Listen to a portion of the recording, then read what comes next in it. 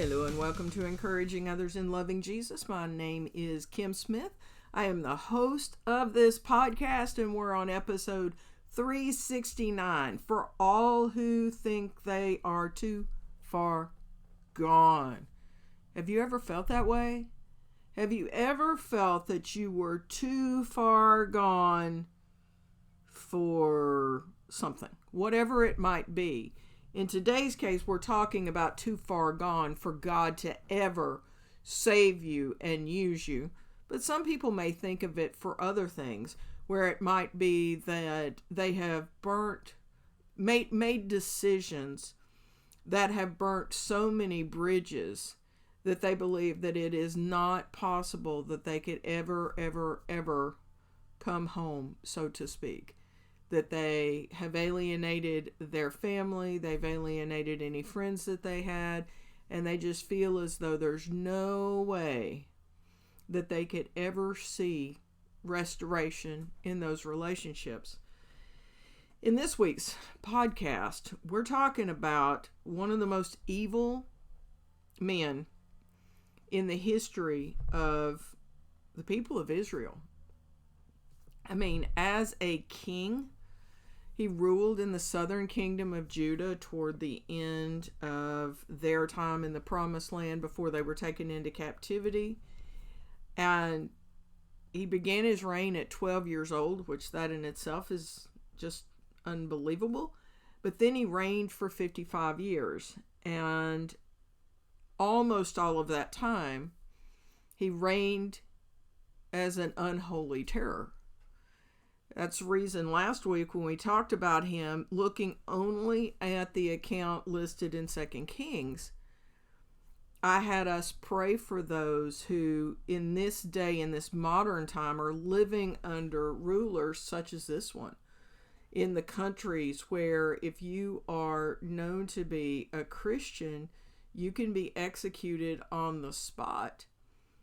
And that was our call. That was our weekly engagement feature, was for us to pray for the persecuted, pray for those who were living under leadership such as Manasseh. And I told you, though, hopefully you've listened to that podcast. I told you that if we only had 2 Kings to look at, we would believe that Manasseh was the most evil king of all of Judah and one of the most evil men ever to have lived. And we would believe that he died that way. But God, that great part that we can put in some of our stories, but God. And that's where we get today's account. So we're talking about the same man. And the writer of 2 Chronicles writes about some of the sinful behavior. I'm going to give you a little bit more of a complete list here in a moment to help set up, because there was one thing. I've read the story of Manasseh many times, but there was one thing in last week's reading that I brought out in the podcast that I think will stick with me forever as to just the depth of his evil. And when you hear me read what's in 2 Chronicles, you'll think, well, what's worse than that? Well, you'll see. So here's what we're going to do. So in 2 Chronicles, the writer of the book talks about Manasseh, talks about the evil of his rule. But by God's grace, he doesn't stop there. He doesn't leave us as if Manasseh died in his sin. Aren't you thankful that some people, when they tell our story, they include what happened after the but God part? I thought about camping on that for our podcast. And it's going to come out. No doubt. Because I just am so thankful for the writer of Chronicles. Because if it were not for his writing, we wouldn't know the difference that God made in Manasseh's life. The fact that God gave Manasseh a chance. Now there is another reference in Scripture, but I don't think it would have had the same impact. And, wow. So I ask you, by chance, are you one of those people who believe you are too far gone? As I was thinking about recording this podcast, I know that the majority of people that are listening today are more than likely Christ followers. You know, most people do not pick up a podcast and start listening to it when it says encouraging others and loving Jesus. They just don't pick it up for giggles, and understandably so. But God reminded me that it's a very good possibility that I have people listening to this podcast who might be incarcerated. Do you believe that you are too far gone? Do you believe that the sins that you've committed, the life that you have lived, has put you in a place where even the God of the universe cannot save you? Well, Lord willing, in these next few minutes, God will change your mind. And for all of us who are not in that place, and you may be tempted to say, well, I'm just going to turn this off because this does not apply to me. Well, yeah, it does. Because you're going to meet somebody who feels they're too far gone if you haven't already. So that's the reason the weekly engagement feature is for you. Specifically, my encouragement to you is ask the Lord to lay on your heart someone you can lift in prayer who feels he or she is too far gone. So this is an all-inclusive podcast today. So here we go. 2 Chronicles 33. And you will notice, if you listened last week, you'll notice that the account of Manasseh's evil is not quite as long. So I have grabbed a synopsis to help us highlight, but I'm going to read it from here, but I'm going to stop before the really good part. So Manasseh was 12 years old when he became king, and he reigned in Jerusalem 55 years. He did what was evil in the Lord's sight, following the detestable practices of the pagan nations that the Lord had driven from the land ahead of the Israelites. He rebuilt the pagan shrines his father Hezekiah had broken down. He constructed altars for the images of Baal, and set up Asherah poles. He also bowed before all the powers of heaven and worshiped them. He built pagan altars in the temple of the Lord, the place where the Lord had said, my name will remain in Jerusalem forever. He built these altars for all the powers of the heavens in both the courtyards of the Lord's temple. Manasseh also sacrificed his own sons in the fire in the valley of Ben Hinnom. He practiced sorcery, divination, and witchcraft, and he consulted mediums and psychics. He did much that was evil in the Lord's sight, arousing his anger. Manasseh even took a carved idol he had made, set it up in God's temple, the very place where God had told David and his son Solomon, my name will be honored forever in the temple and in Jerusalem, the city I have chosen from among all the tribes of Israel.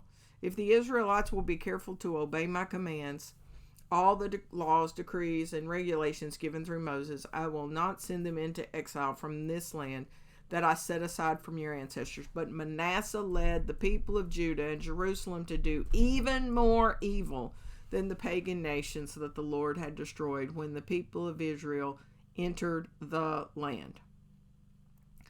Yeah, he was a bad dude. No question about it. And that's not even the long list of his misdeeds, his sin. But thankfully, there is a but God part of his story.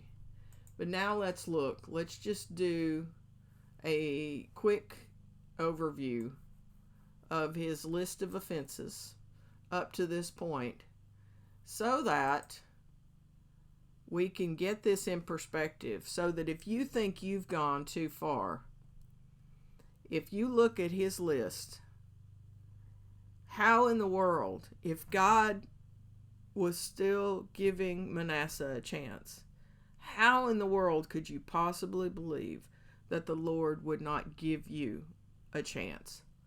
So here's the sins listed. He rebuilt the pagan shrines, or the high places that his father had destroyed. He erected altars for Baal and made an Asherah pole, just as King Ahab of Israel had done. He worshipped all the powers of the heavens and served them. He built altars for the powers of the heavens in the 2 courtyards of the temple of the Lord. Like, seriously, in God's house, he's building altars to all these little g gods. One of the most hideous. He sacrificed his own sons in the fire. So he practiced child sacrifice is what's going on. He practiced sorcery, divination, witchcraft, and consulted with mediums and psychics. He set up a carved image of Asherah inside the temple of the Lord, and in the very present place the Lord had chosen to put his name forever. He led the people. So, like, this to me is one of the more hideous. This is not my absolute most infamous, but it's the fact that not only did he commit all of these sins, he led other people to commit them. It says he led the people of Judah and Jerusalem to sin and do even more evil than the pagan nations the Lord had destroyed before Israel. But the one that really caught me off guard last week, as if like sacrificing his own kid or kids, whichever it may be, as if that's not bad enough, which we know it's horrid. But this is the part that really blew my mind, because I did not realize this until reading over for last week's podcast. He murdered many innocent people, filling Jerusalem from one end to the other with innocent blood. Like, seriously? These killings that we have seen over the last few years, so I'm recording in 2026, we've all seen the different crimes that have been committed by different terrorist groups across the world, and I'm not going to name them because I'm not going to give them any status, but we all know the groups, and like I literally pray for those groups in my weekday prayers. But that's what he was doing then. Like, he killed so many innocent people that the blood ran as far as Jerusalem. Jerusalem's not a little place. Like, how horrid is this man? And so if somebody is possibly beyond God's reach, would you not think that Manasseh would be that man? But thank you, Lord, for the rest of the story as presented by the chronicler. Starting in verse 10, he's still a mess in verse 10, but we're going to see it's going to change. Verse 10, so this is 2 Chronicles 33 if you're following along. Verse 10, the Lord spoke to Manasseh and his people, but they ignored all his warnings. So the Lord sent the commanders of the Assyrian armies, and they took Manasseh prisoner. They put a ring through his nose, bound him in bronze chains, and led him away to Babylon. But while in deep distress, this verse just, like, tears are coming to my eyes. I get so excited when I read this. But while in deep distress, Manasseh sought the Lord, his God, and sincerely humbled himself before the God of his ancestors. And when he prayed, the Lord listened to him and was moved by his request. So the Lord brought Manasseh back to Jerusalem and to his kingdom. Then Manasseh finally realized that the Lord alone is God. Are you too far gone? No.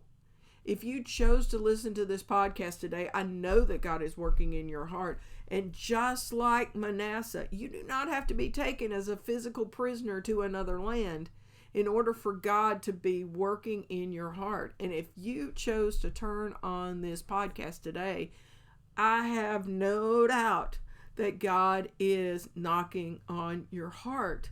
Let him in. Do exactly, and this is the only time I can ever say this about Manasseh, because this is the only time you follow his lead. Humble yourself and choose him as Lord. He is Lord. He is Lord, whether you choose to believe that or not.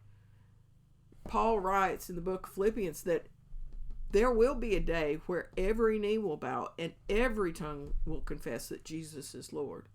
But you have the privilege today, to recognize him not only as Lord of the universe, but Lord of your life. So now let's see what happens with Manasseh. Does Manasseh just use this as a get out of jail free card, which we've seen people do? Absolutely not. He ended well. After this, Manasseh rebuilt the outer wall of the city of David from west of the Gihon Spring in the Kidron Valley to the Fish Gate, continuing around the hill of Ophel. He built the wall very high, and he stationed his military officers in all the fortified towns of Judah. Manasseh also removed the foreign gods and the idol from the Lord's temple. He tore down all the altars he had built on the hill where the temple stood, and all the altars that were in Jerusalem, and he dumped them outside the city.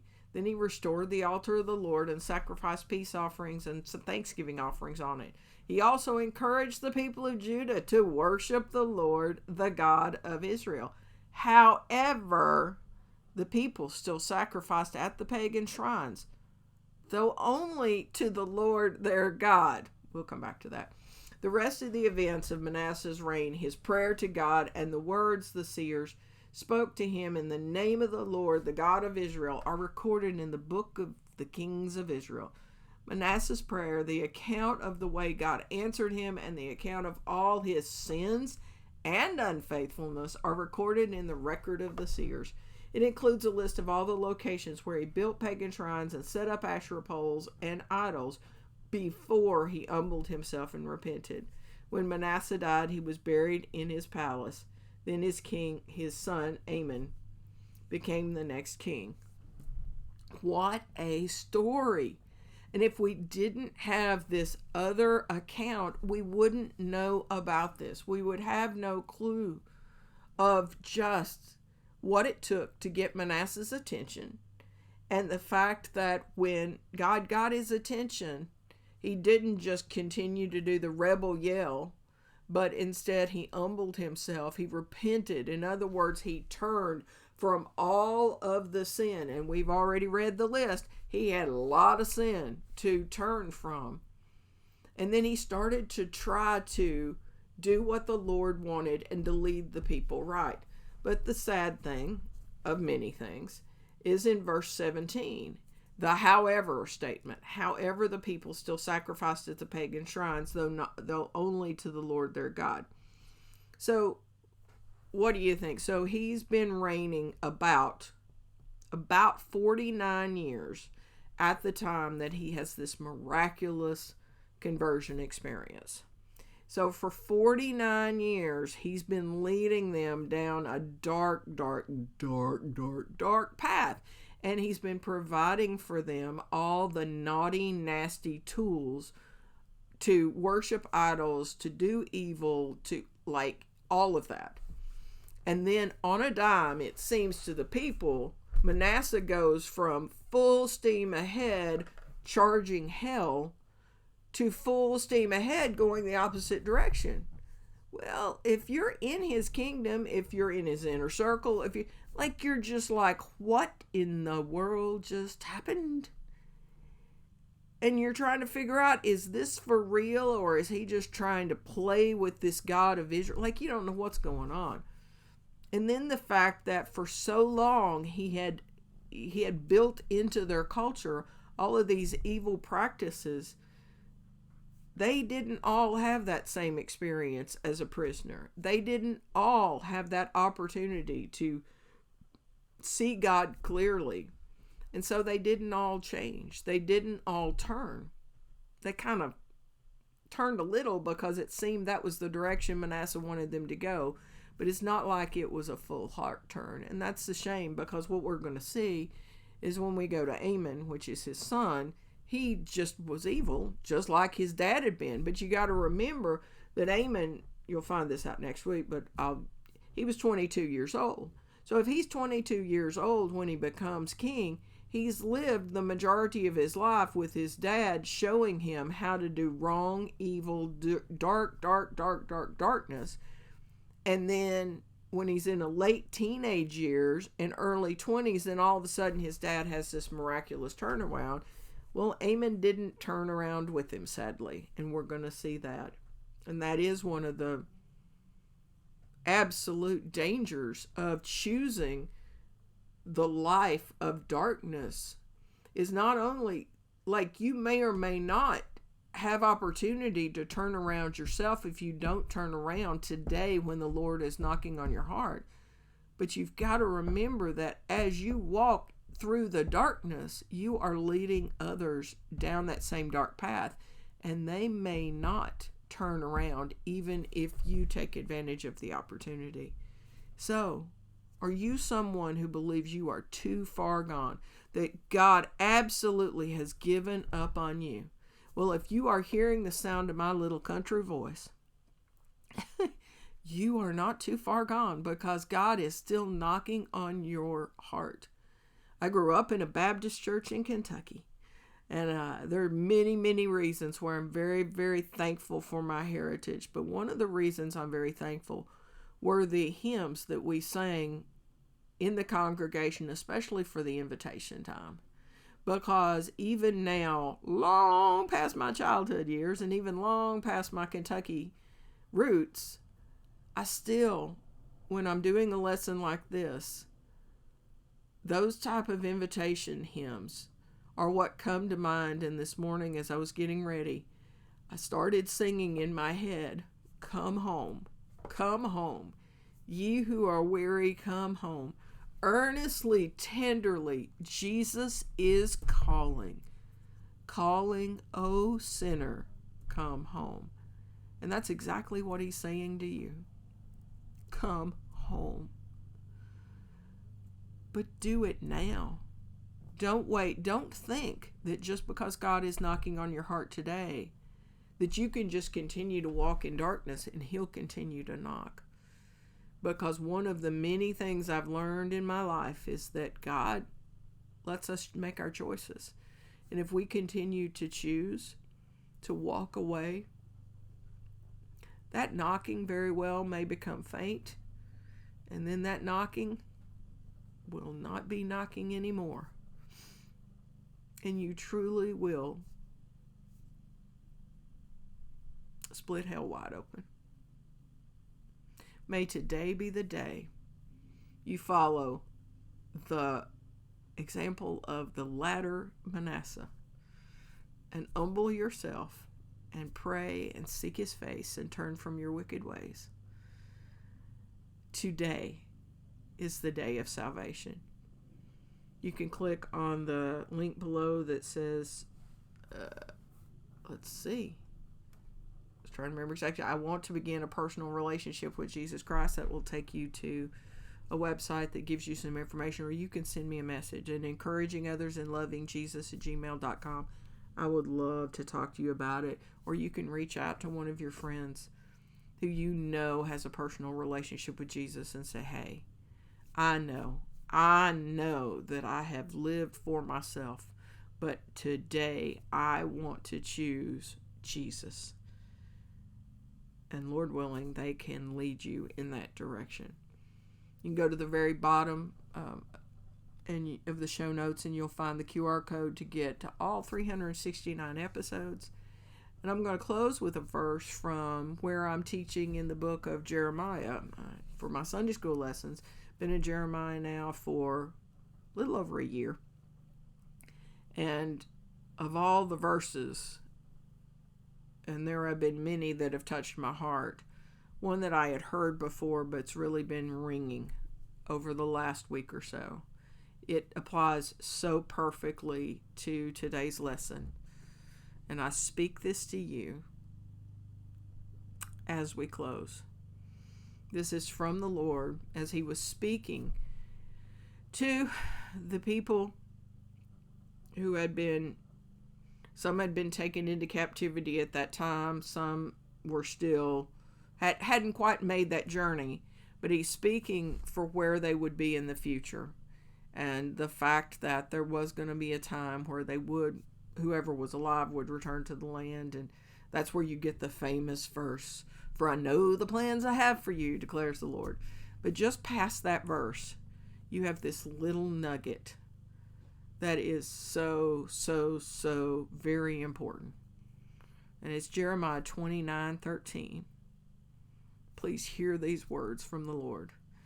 "If you look for me wholeheartedly, you will find me."